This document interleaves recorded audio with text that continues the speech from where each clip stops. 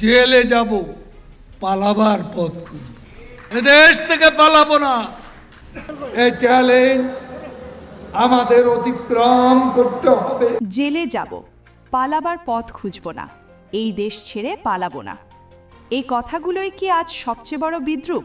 কারণ সোশ্যাল মিডিয়ায় হঠাৎ করেই ছড়িয়ে পড়ে একটি গুঞ্জন, কলকাতায় শেষ নিঃশ্বাস ত্যাগ করেছেন ওবায়দুল কাদের। খবরটি কি সত্য নাকি আরেকটি রাজনৈতিক গুজব?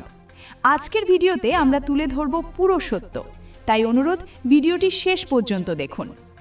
জুলাই অভ্যুত্থানের পর ভারতের পশ্চিমবঙ্গে আশ্রয় নেওয়া কার্যক্রম নিষিদ্ধ আওয়ামী লীগের সাধারণ সম্পাদক ওবায়দুল কাদেরের শারীরিক অবস্থা নিয়ে নতুন আলোচনা শুরু হয়।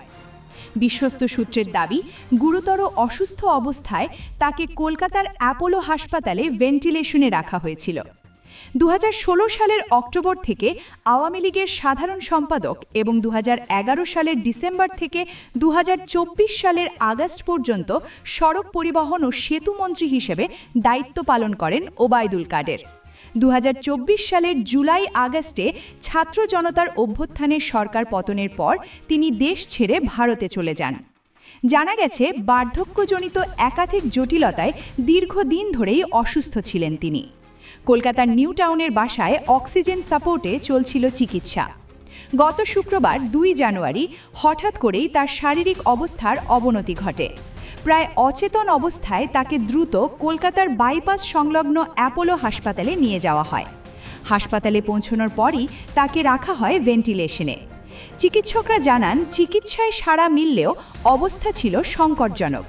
তবে এখানেই গল্পের মোড় ঘোরে। 2 দিন চিকিৎসা নেওয়ার পর সোমবার বিকেলে তিনি হাসপাতাল ছেড়ে নিউ টাউনের বাসায় ফিরে যান।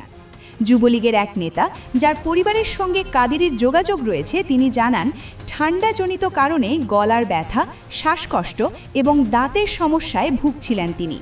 এই কারণেই হাসপাতালে ভর্তি হয়েছিলেন এবং স্পষ্ট করে বলা হয়েছে, ওবায়দুল কাদেরের মৃত্যুর খবরটি সম্পূর্ণ গুজব, মিথ্যা তথ্য। এরই মধ্যে ঢাকা এলিভেটেড এক্সপ্রেসওয়ে প্রকল্পে পুনর্বাসন ফ্ল্যাট বরাদ্দে দুর্নীতির অভিযোগে পলাতক সাবেক মন্ত্রী ওবায়দুল কাদের সহ সাবেক 13 সচিবের বিরুদ্ধে আদালত দেশ ত্যাগের নিষেধাজ্ঞা জারি করেছে। ঘটনা অনেক, প্রশ্ন আরও বেশি। আপনার মতামত কি? কমেন্টে জানান।